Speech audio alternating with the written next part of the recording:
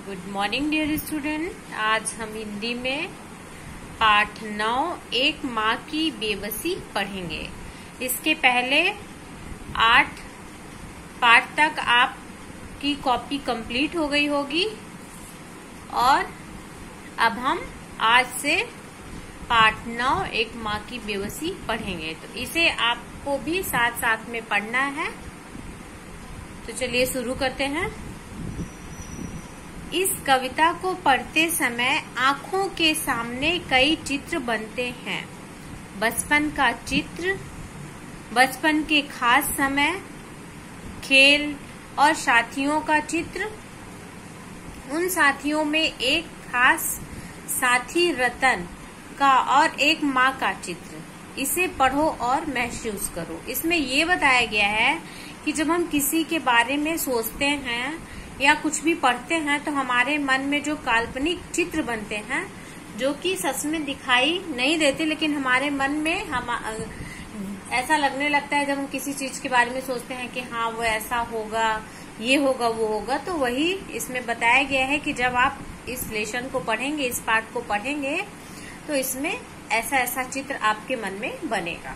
तो चलिए देखते हैं क्या है। कविता धीरे धीरे पढ़ने की चीज है। उसे मन में उतरने में काफी समय लगता है। कभी कभी तो वर्षों बाद हम बचपन की पढ़ी कविता पढ़ते हैं तो लगता है पहली बार पढ़ा है इसे। कविता पढ़ने के बाद मन के किसी कोने में घर बना लेती है। किसी मौके पर वह उभर आती है। देखिए कविता क्या है, इसमें ये बता रहे हैं कि कविता जो है तो धीरे धीरे पढ़ने की चीज है। जब आप धीरे धीरे पढ़ेंगे तभी आपके दिमाग में चित्र बनेगा और आप उसे समझ पाएंगे। तो कभी कभी तो उसे बता रहा है कि कभी कभी तो उसे मन में उतरने में काफी समय लगता है और इतना कि वर्षों बीत जाते हैं। और हम बचपन की पढ़ी कविता को हमारे दिमाग में जब हम बहुत बड़े हो जाते हैं तब याद आता है। ऐसा लगता है कि जैसे इसे मैंने कभी पहले पढ़ा ही नहीं था, फर्स्ट टाइम पढ़ रहे हैं, पहली बार पढ़ रहे हैं। तो कविता पढ़ने के बाद के किसी कोने में घर, जो कविता बहुत अच्छी लगती है तो हमारे दिल में जो है तो हमारे मन में वो कहीं ना कहीं जगह बना लेती है। वो किसी कोने में अपना घर बना लेती है और किसी खास मौके पर वह उभर आती है। जैसे मान लीजिए खास मौके पर कविता जो होती है तो किसी उद्देश्य से बनाई जाती है ना।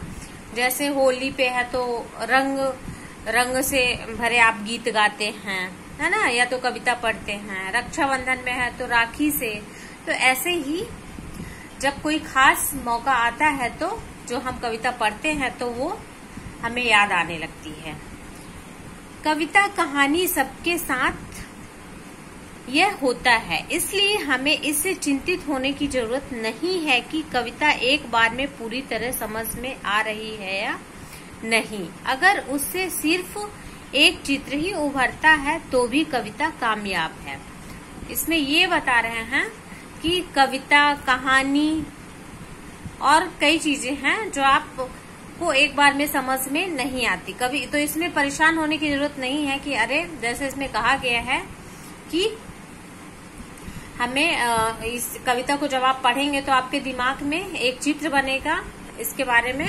तो अगर आप पढ़ते हैं, आपके दिमाग में ये चित्र नहीं आता है तो आपको इसमें परेशान होने की जरूरत नहीं है, क्योंकि कभी कभी बहुत टाइम लगता है हमको उसे समझने में, तब वो कविता हमें समझ में आती है ना। तो अगर उससे ये कहा गया है, इसमें लेखक ये कहते हैं कि अगर ये कविता पढ़ के आपके मन में एक चित्र भी बन जाए, अगर नहीं समझ में आ रहा है इसे पढ़ने के बाद केवल एक चित्र भी बन जाता है तो ये कविता कामयाब है। ठीक है, आज इतना ही, कल हम आगे पढ़ेंगे। Okay, bye.